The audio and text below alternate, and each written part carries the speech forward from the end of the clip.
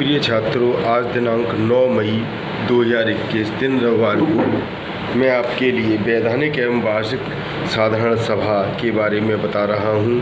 कृपया ध्यान से सुनें। वैधानिक सभा कंपनी के जीवन काल में केवल एक बार ही बुलाई जाती है। वैधानिक सभा जो है कंपनी के जीवन काल में सिर्फ एक बार बुलाई जाती है,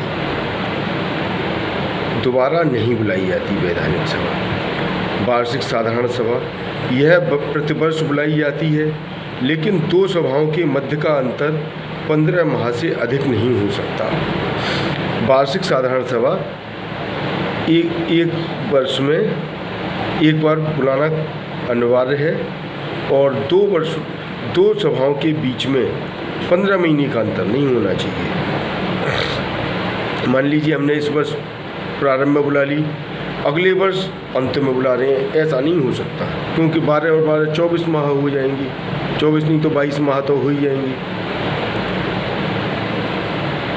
केवल दो सभाओं के बीच में 15 महीने से ज़्यादा का अंतर ना हो, इस तरीके से बुलाएं। तो वैधानिक सभा कंपनी के जीवन काल में एक बार बुलाई जाती है।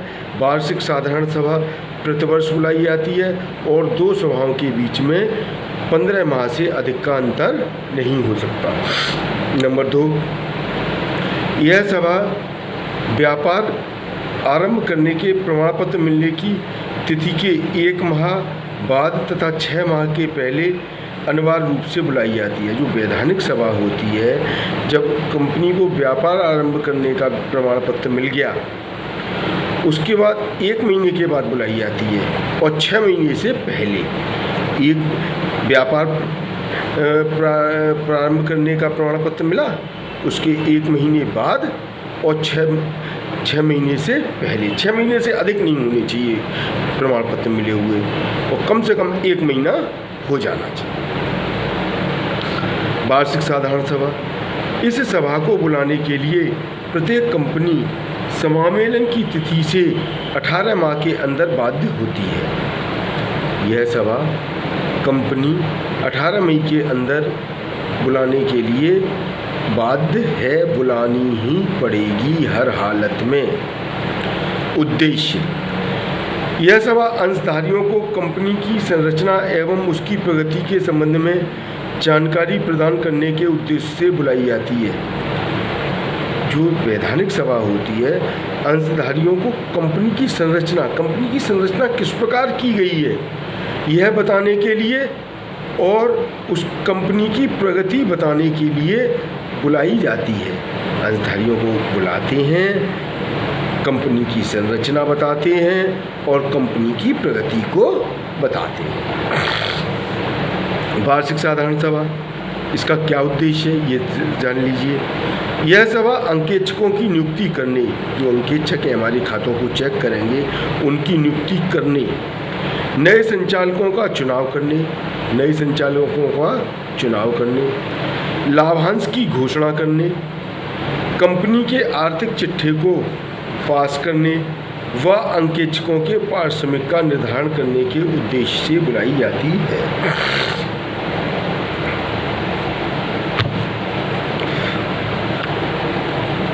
पार्षद सीमा नियम एवं पार्षद अंतर नियम से क्या आशय है? देखिए, पार्षद सीमा नियम यह महत्वपूर्ण प्रश्न है और महत्वपूर्ण प्रलेख है। यह निश्चित ही पेपर में 100% आना ही आना है। देखिए, पार्षद सीमा नियम से आशय है, यह कंपनी का आधारभूत प्रलेख है जो कि कंपनी के उद्देश्यों को परिभाषित करता है। पार्षद सीमा नियम कंपनी के उद्देश्यों को परिभाषित करता है। यह कंपनी का आधारभूत प्रलेख है जो कि कंपनी के उद्देश्यों को परिभाषित करता है। कंपनी के क्या उद्देश्य हैं, इन चीज़ों को परिभाषित करता है तथा उसके अधिकारों की सीमाएं निश्चित करता है। कंपनी के क्या अधिकार हैं, उनकी सीमाएं निश्चित करता है। यह कंपनी के बाहरी संगठनों का प्रारूप है।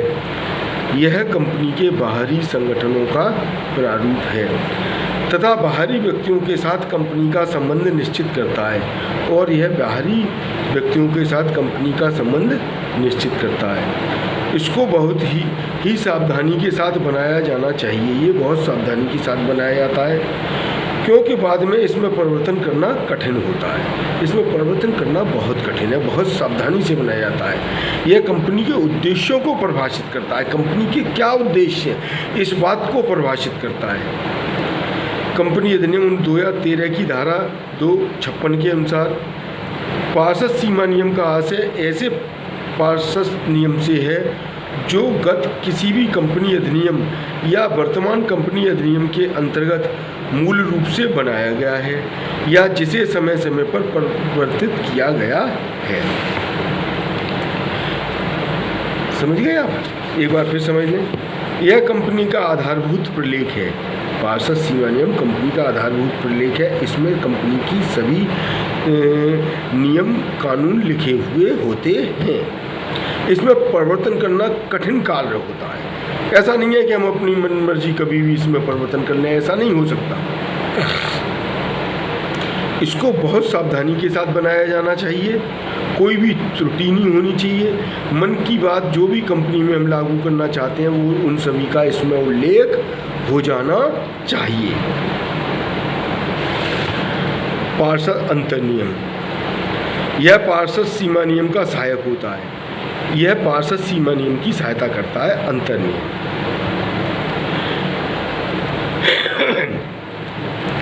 इसमें कंपनी को सुचारू रूप से चलाने के लिए बनाए गए नियमों व उपनियमों का उल्लेख होता है।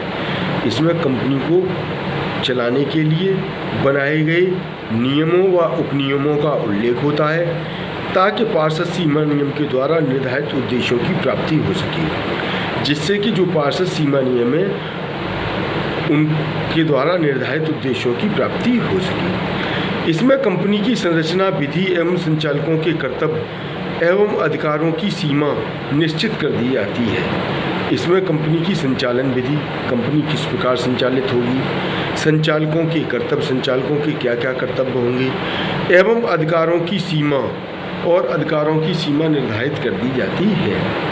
इसमें किसी भी समय एक विशेष प्रस्ताव द्वारा परिवर्तन किया जा सकता है।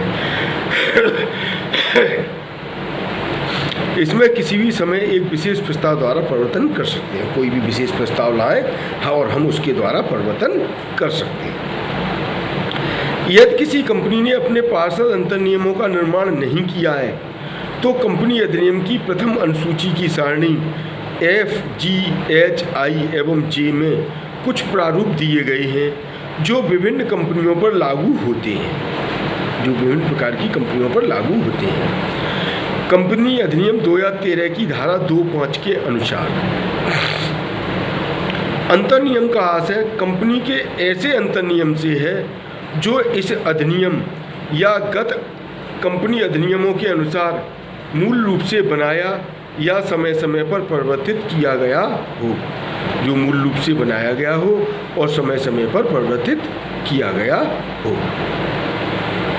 तो प्रिय छात्रों, मैंने आपको वैधानिक सभा और वार्षिक साधारण सभा के बारे में बताया, पार्षद सीमा नियम और पार्षद अंतर नियम के बारे में बताया। ये इस पर आपके 3 प्रश्न बनते हैं और तीनों ही मोस्ट इम्पॉर्टेंट है, क्रीम प्रश्न है। इनको आपको हर हालत में करना ही है। ये तीनों प्रश्न आप शाम को लिखें। ये आपके ऊपर है, आप नकल करेंगे या ईमानदारी से करेंगे।